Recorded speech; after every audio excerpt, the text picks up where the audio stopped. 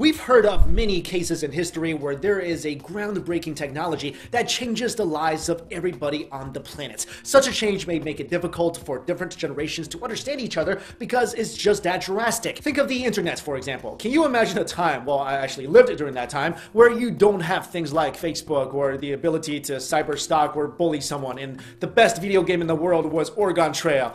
I still feel so sad that Susie wandered off during the hunt. Anyway, it was a much simpler and in many ways a better time back then, but you get my point. And we've talked about this a lot on this channel, and we all know that technology is taking over, and sooner or later, robots will be an integral part of our lives. And for some of us, they may even become part of us. And this change may actually be coming sooner rather than later, because according to Google's Director of Engineering, Ray Kurzweil, there's a good chance we could even become parts robotic superhumans in the next 12 years. And if you're wondering why we should take this guy from Google seriously, well, he's not perfect, and he doesn't have a crystal ball, I don't think, but he has made around 147 predictions since the 1990s, and he's had a success rate of 86%. Kurzweil speaks of a term called singularity, which he believes is the reason why dramatic changes are coming so soon. Singularity is a phrase that comes from mathematics, meaning a point where we can't find its exact properties. In the last 2 decades, however, the term singularity has often been associated with science due to two thinkers, Werner Wendt and the same Ray Kurzweil. And here, singularity is when carbon and silicon-based intelligence will merge to form a single global consciousness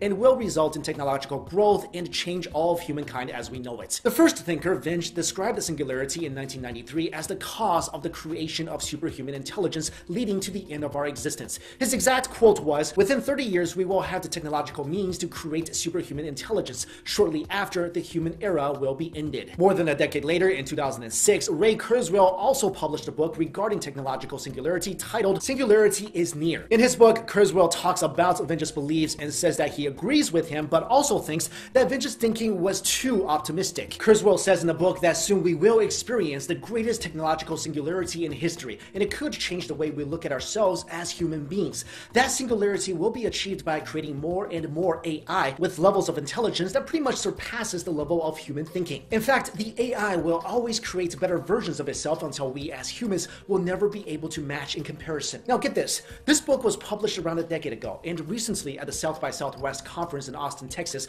Kurzweil once again confirmed his predictions and also said that we will turn into superhumans sometime in the next 12 years. He says that this process is already underway, because think about it, we're already completely addicted to our phones. I mean, did you ever lose your phone? It's like you lose your mind. It's like you lost your firstborn child. Anyway, Kurzweil is currently working on Google's machine learning project and says that the next step is to wire such technology into our brains directly, so we'll have endless knowledge, but we'll also be, well, not ourselves anymore. And robots slowly infiltrating our society, our daily lives, is nothing new. It's not something that just started happening about a decade ago. The first industrial robot, Unimate, arrived in 1962, and ever since then, we've been made to look like fools by the monotone metal machines. Places like Rethink Robotics are making robots that can work with humans and learn things in a matter of minutes. Robots are being used in the battlefields to fight alongside soldiers. Robots are even getting literary awards in places like Japan. There are also chips that are being invented that will embed themselves in people's brains in order to make them stronger, faster, smarter, better. Not only that, scientists now have CRISPR, a tool that lets them edit genes at ease, which is doing mind-blowing things like rendering viruses inactive and creating disease-resistant crops.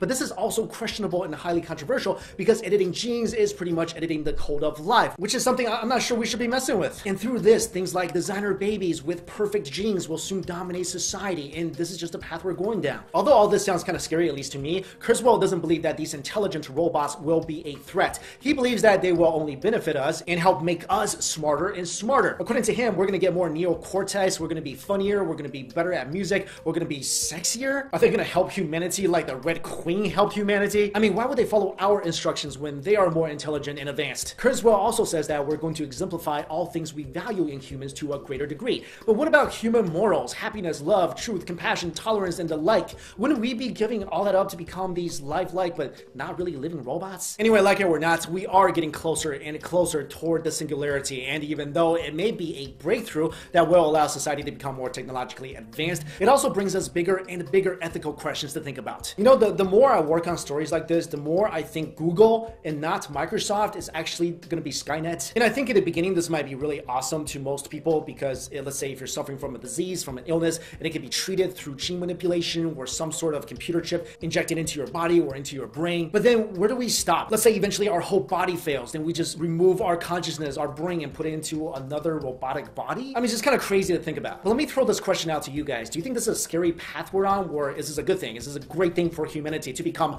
better? Let me know in the comments below. Thank you all so much for watching this video. See you later. Hey guys, thank you all so much for watching Beyond Science. It's Mikey Chan. We've heard of many cases in history where there is a groundbreaking technology that changes the lives of everybody on the planet. Such a change may make it difficult for different generations to understand each other because it's just that drastic. Think of the internet, for example. Can you imagine a time, well, I actually lived during that time, where you don't have things like Facebook or the ability to cyber stalk or bully someone, and the best video game in the world was Oregon Trail.